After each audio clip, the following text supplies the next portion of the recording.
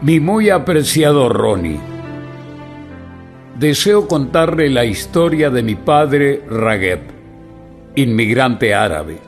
Aun a pesar de intentarlo en muchas oportunidades, no conseguimos dar con el lugar exacto de su nacimiento. Por lo que él contaba, era de una aldea cuyo nombre figura en su pasaporte, pero no la encontramos en mapas ni a través de Google. Pero no es esto lo que quiero contar, sino cómo me duele el alma por no haber entendido a mi viejo, el inmigrante, ni la eterna tristeza dibujada en el alma y reflejada en sus ojos.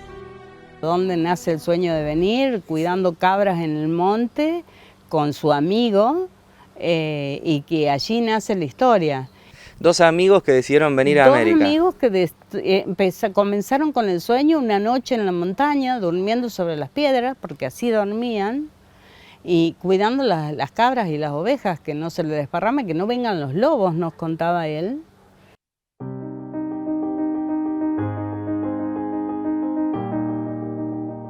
Bueno, mi papá se llamaba Ragheb G. Abdullah Saleh. Ese era su nombre completo, que muy pocos conocen, porque era Don Abdal o el turco bigotito. Acá a todos los de Medio Oriente les decían turco. Claro. No se diferenciaba el turco del árabe, era como un poco una mezcla de todas esas nacionalidades y era el turco. Entonces mi papá cuando llega a Pose, siempre fue muy coqueto, muy pulcro en su manera de vestir y por supuesto para cuidarse los bigotes. Así que los bigotes le llegaban a la mitad de la mejilla y cuidados, siempre sí, engominados como para no perder la forma, ¿no? Bueno, ¿y él dónde nace? Él nace en lo que nosotros suponemos una aldea.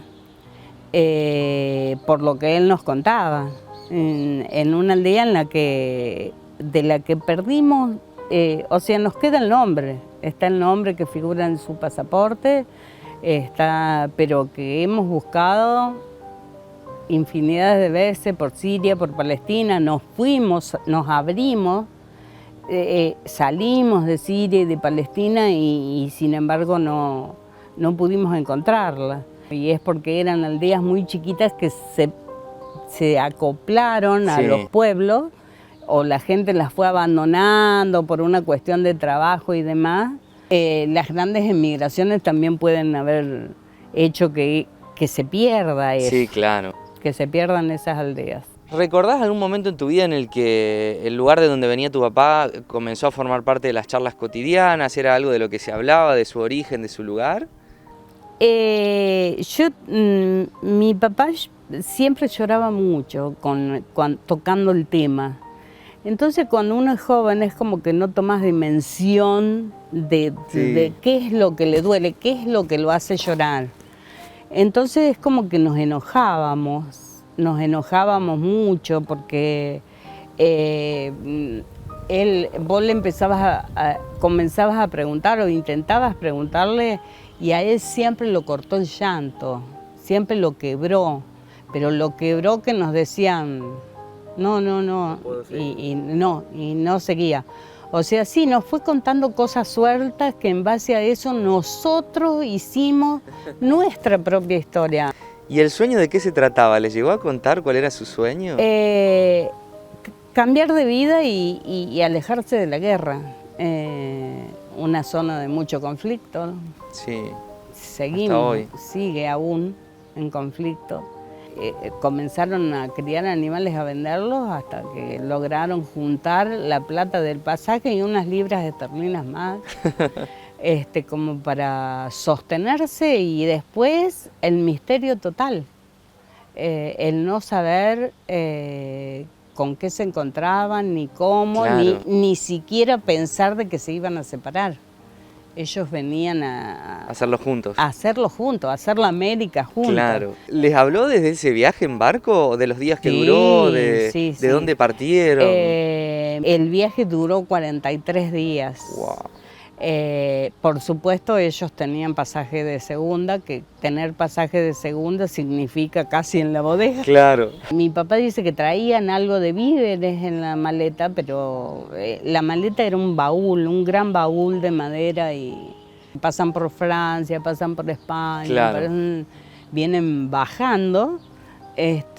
Cuando llegan a Brasil, el amigo le gustó Brasil, le gustó la vegetación, le gustó no sé qué, y se queda en Brasil. Y a mi papá no le gusta porque dice que el clima era muy pegajoso.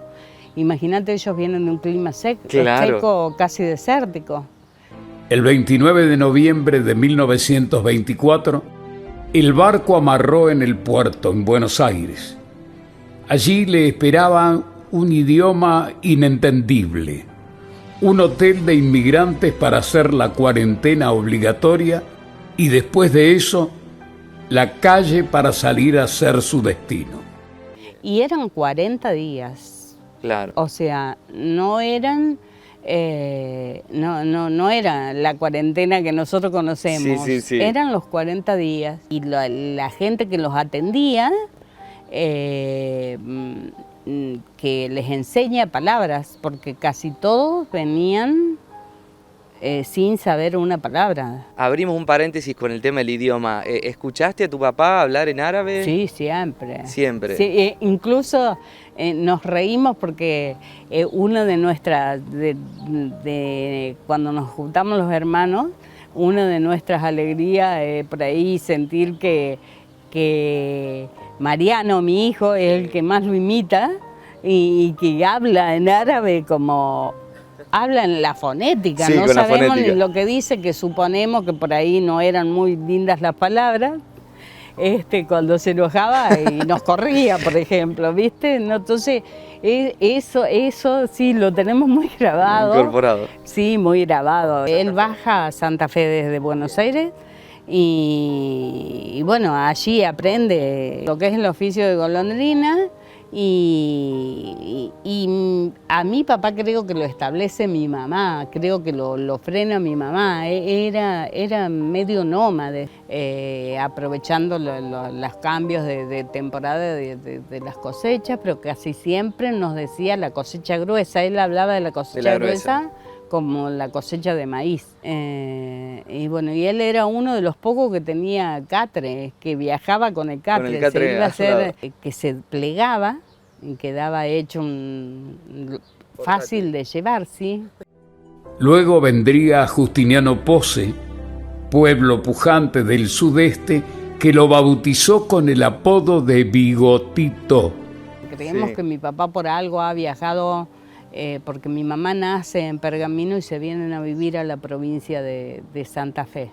Y también creemos que se enamoran realmente ellos, que no fue porque por ahí está eso de que los árabes, los turcos, entre comillas, compraban a las mujeres, ¿viste? Pero no, se ve que ellos se enamoraron porque estuvieron unos meses de novio. Y como mi papá vivía acá, las distancias eran súper largas en ese momento.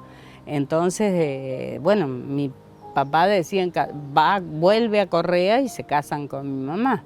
Se vienen a vivir a Justiniano Pose. Mis abuelos maternos siguen a la nena más grande, la primera que se había casado. Y la acompaña. Karime, ¿y ustedes de familia cuántos hermanos terminan siendo? Terminamos siendo, o sea, nacieron 7. Y por esas cosas de la vida quedamos 5. Hoy 4. Bien. Hoy 4 porque tengo un hermano fallecido, pero 4 hermanos. A partir del 44 hasta el 58 nacimos los 7.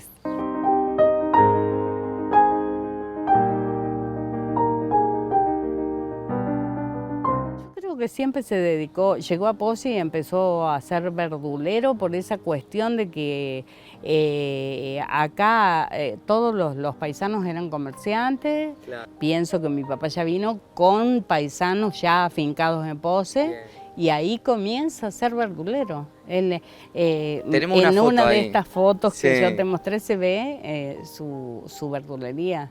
Ubicada en calle Güemes. Ubicada en calle Güemes, sí. Entre General Paz y Avenida de Mayo. Entre General Paz y Avenida de Mayo. Frente a la panadería de Valentín, por ahí. Por allí, sí. Después de un tiempo se cruza donde después fue el negocio de costura. Y se van a vivir a Córdoba porque le ofrecen sería como la conserjería de la Sociedad Sirio-Libanesa. Ah, mira. Y están un tiempo allí, de donde se vienen después que pierden los 2 hijos. Se ve que fue un golpe muy... Un golpe duro.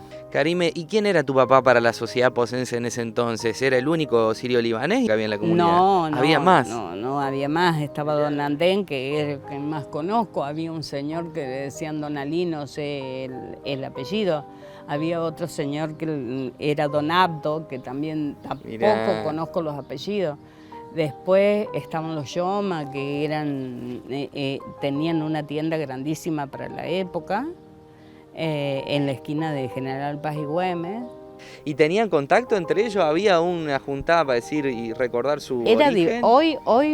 Hoy me acuerdo de esas juntadas y nos reímos con mis hermanos, pero porque las mujeres generalmente, por un lado, en la cocina, charlando, en castellano, por supuesto, y nosotros escuchándolos a ellos hablar en árabe, que no se les escapaba una palabra en castellano, y que discutían, porque muy temperamental el árabe, muy temperamental, y discutían, y por ahí gritaba, y por ahí alguien se levantaba, y recuerdo que cada tanto se servía una copita de anís, 8 hermanos, y hay una anécdota linda del mate con mi papá. Mi papá conoce el mate en el barco, pero alguien le dijo que se estaban drogando. Se ve que eran paraguayos o argentinos, imagino yo. Y alguien en el barco dijo, no, eso es droga. Así que cuando caminaban en la cubierta y los veían tomar mate, le pasaban lejísimos. Claro, ¿entendés? No querían ni estar que cerca. Venían caminando y le pasaban lejos. Aparte fue un súper tomador de mate. Mirá, amaba se enamoró el del mate. ¿Y tu papá profesaba su religión o...? Mi papá se adaptó o sea, cuando iba a Córdoba sí iba a la mezquita, pero nos aceptó la religión que nosotros adoptamos, la católica, porque él siempre me dijo de que Dios, se llame como se llame, es Dios. Y es un solo Dios, y dice nada más que hay diferentes formas de pensar. Y bueno, se murió juntando dinero para volver. Se murió juntando dinero para volver, sí. Sí, era su sueño. Sí, era su sueño volver. Y yo creo que ahí fallamos un poquito todos, porque no lo acompañamos en sus sueños.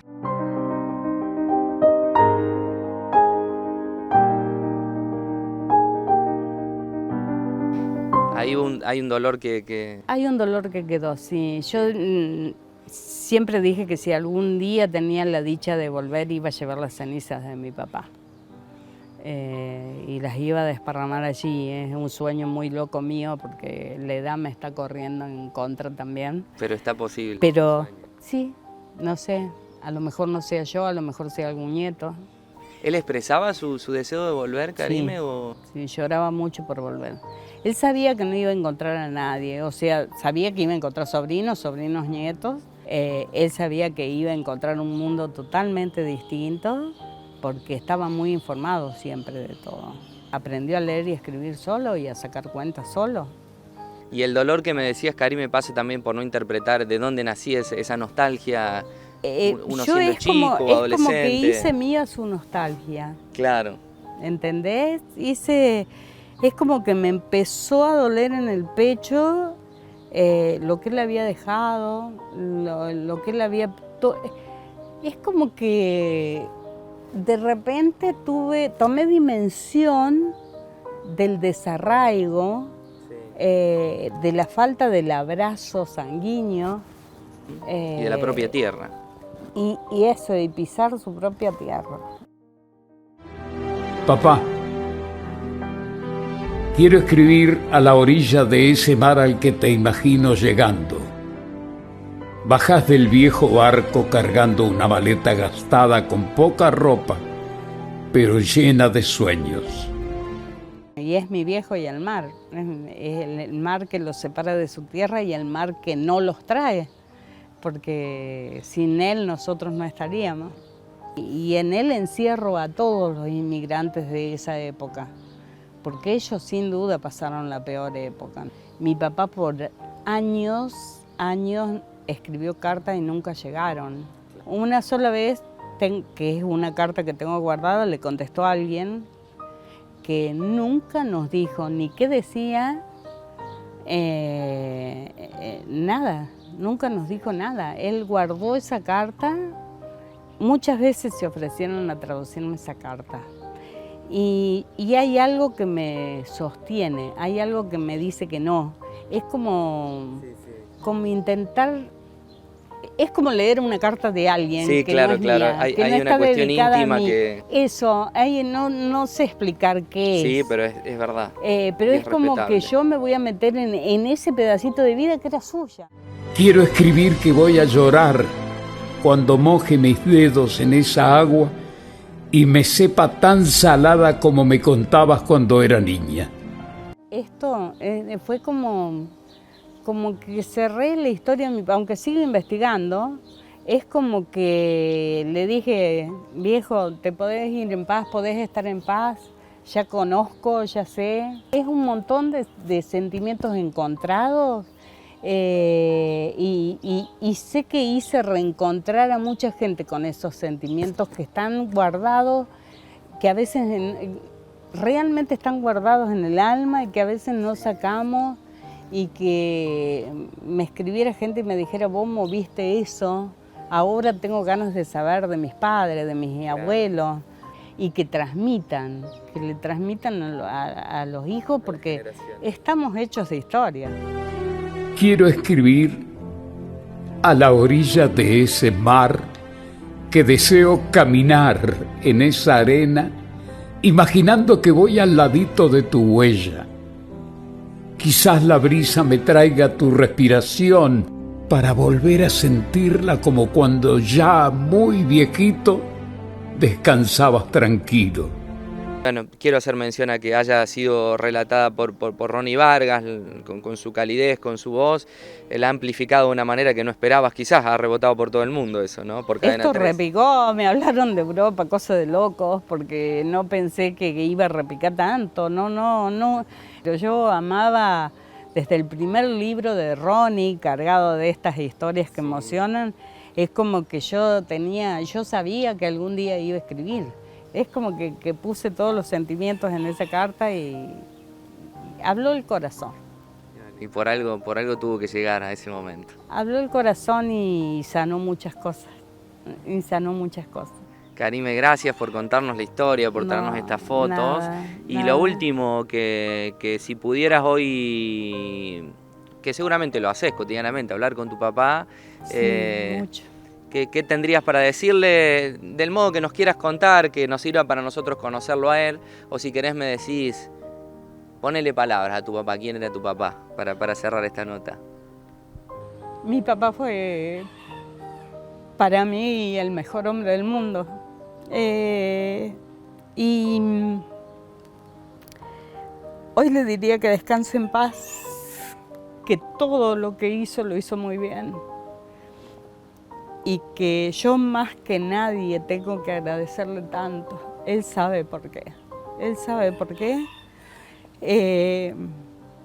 Fue mi papá y el papá de mi hijo. Con eso te digo todo. Un hombre de una cultura totalmente diferente y que aceptó todos mis errores como nadie, y que me acompañó como nadie, y que eligió vivir conmigo y pasar temporadas con sus hermanos, pero su casa era mi casa. Y se lo digo siempre, descansa en paz, viejo, que todo lo hiciste re bien.